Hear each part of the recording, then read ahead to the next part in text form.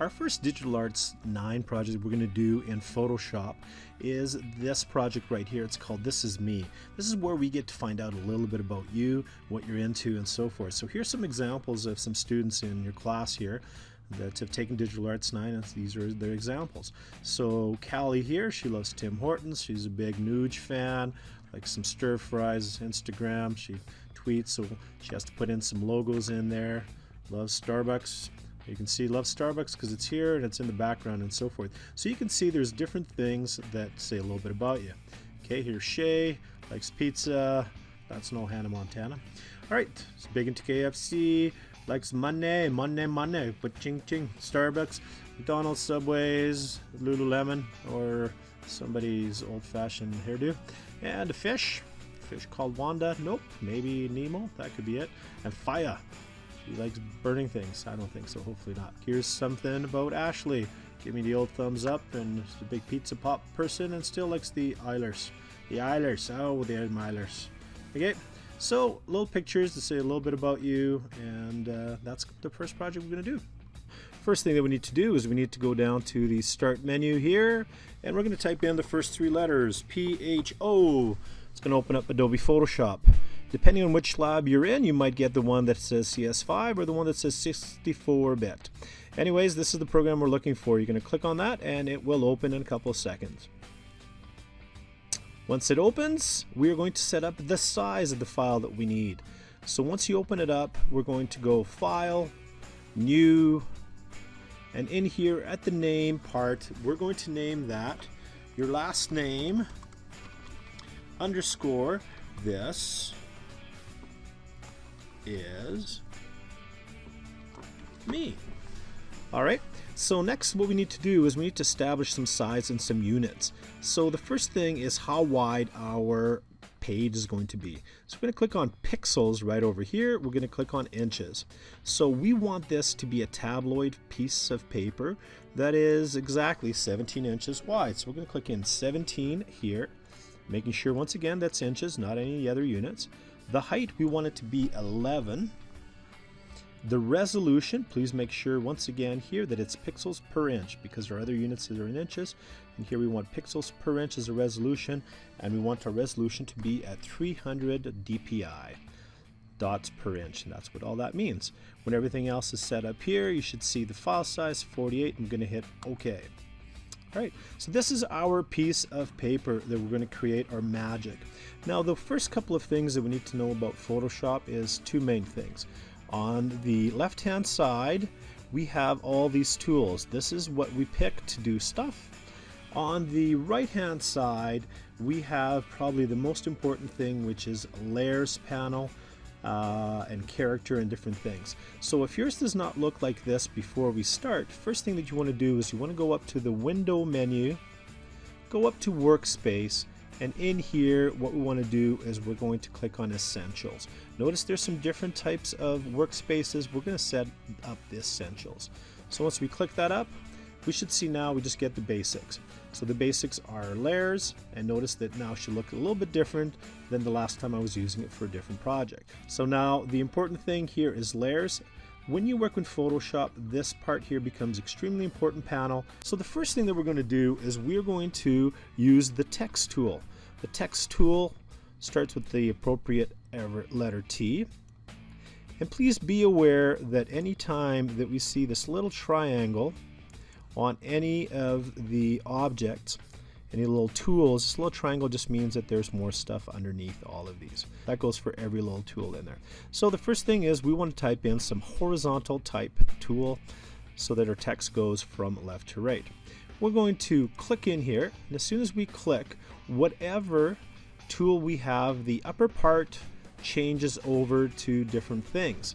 First thing, it'll change into a default font. Yours might be a little different.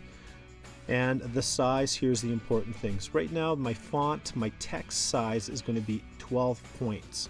It's an old-fashioned way of measuring text height. I'm going to click in here, we're going to choose 72, and notice now that the cursor gets a little bit bigger. Okay? It does not mean that you can't make text that's bigger than 72 points, but these are the defaults. First thing that we're going to do is we're going to click in there and we're all going to type in 100. Okay? And as soon as we do that, we click back here and we notice now our text is a little bit taller. If we look over to the right of that, we will find the right justify, okay, left justify, sorry, right justify and center. For this right now, we want to pick center text so it centers it. Here is the color of our text. So before we start typing, if we click in here and we pick a color, so this is the color picker, and in here we can go in and we can pick it. So the top color here of the color picker gives us the color that we will use our text. This was the old color that we had. We can then go down here and you can see we can pick into the purples, into the blues, greens. So right now I want you to find a color. I'm going to use green because St. Patty's Day was yesterday. That's the best Irish accent I could do.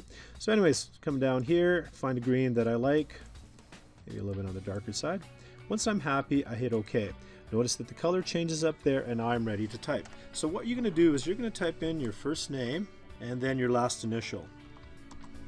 It's up to you if you want to use all caps, all lowercase, or whatever. It's your design, your text there, so you decide how you want to do it. Okay.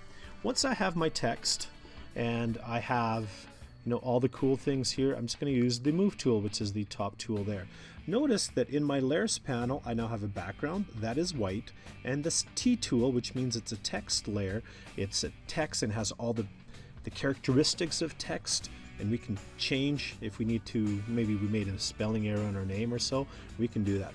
Once we use the Move tool, right up the upper part, we want to make sure that we enable, when we're getting started with Photoshop, is to click on Show Transform Controls. This shows us the bounding box, sort of the width and the height of our object, and we want to choose Auto Select Layer, not Group, but Layer.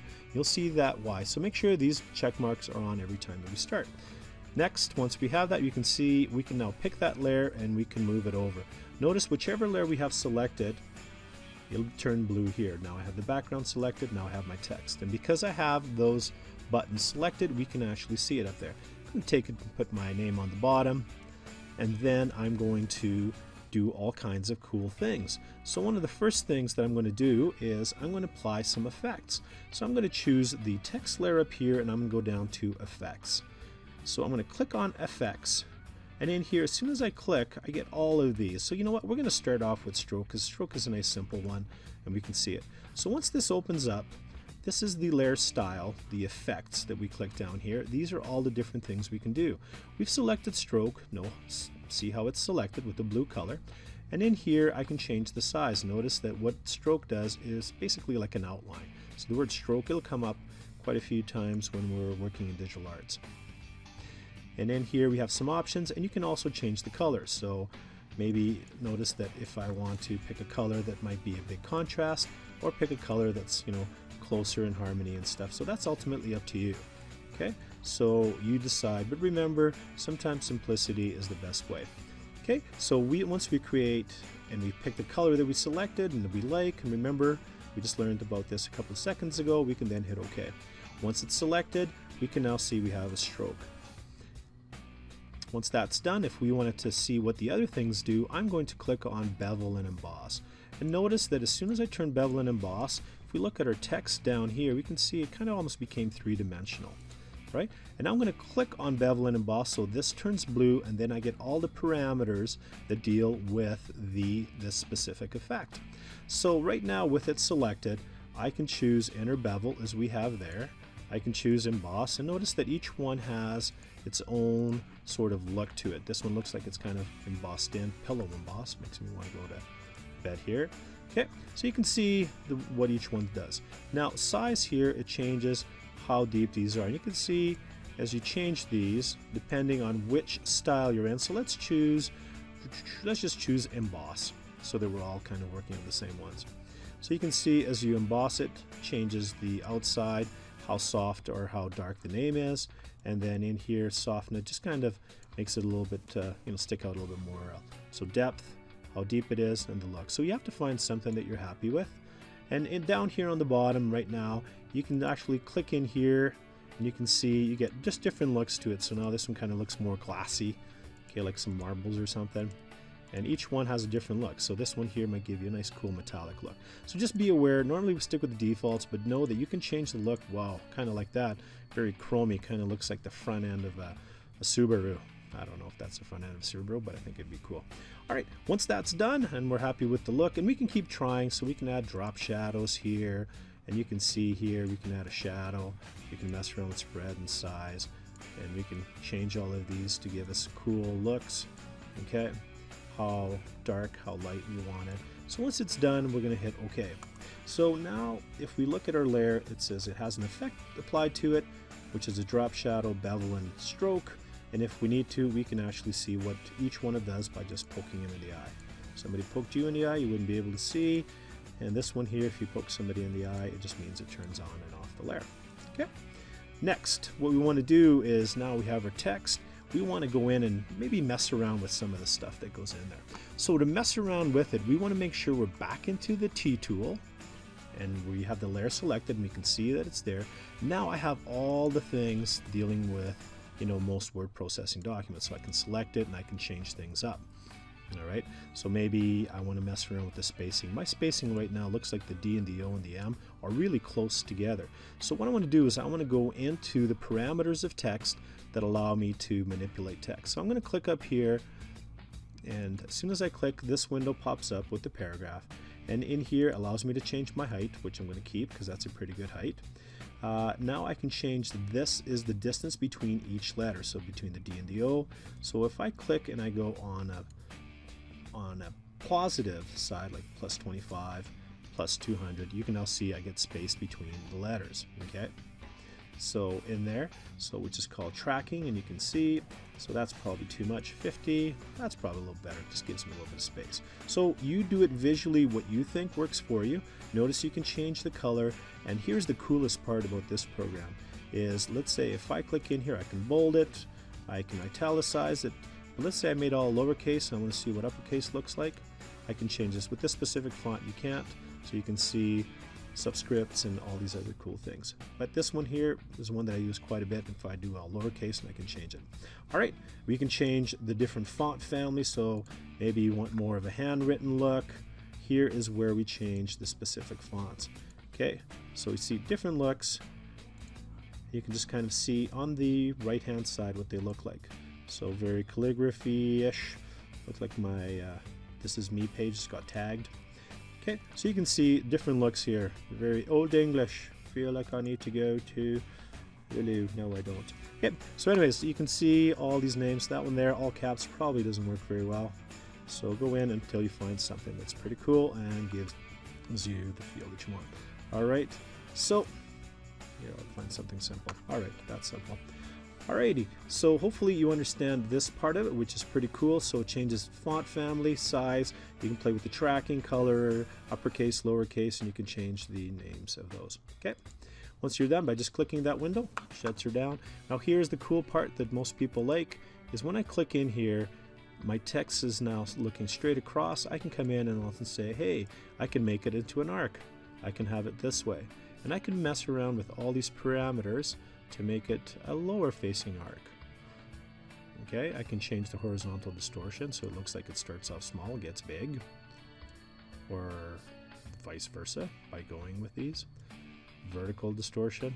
Sometimes you can get to a point where you distort something so bad, okay, that it changes it up, you know, so you can't recognize it. So use these sparingly, just know that they're there and it gets some cool things, but ultimately decide what you're actually trying to go for. Okay, notice there's a whole bunch of others, so please experiment with these on your own until you find something that you like. So here, this one, I made it into a lark lower. I usually try, I mean, ultimately it's your design. So there you go, I think I like this one. Once I'm happy, you hit OK. Now I can just use the tool and I can see what it looks like. So that's text, and this is what we can first start. And notice that this layer is here. Next, what I'm going to do is I'm going to find one of those high resolution pictures that we saved, and we're going to put it in there. So hopefully with text, experiment and play a little bit more, and then we'll be good to go on the next step. I think somebody's calling me, so we'll stop right here.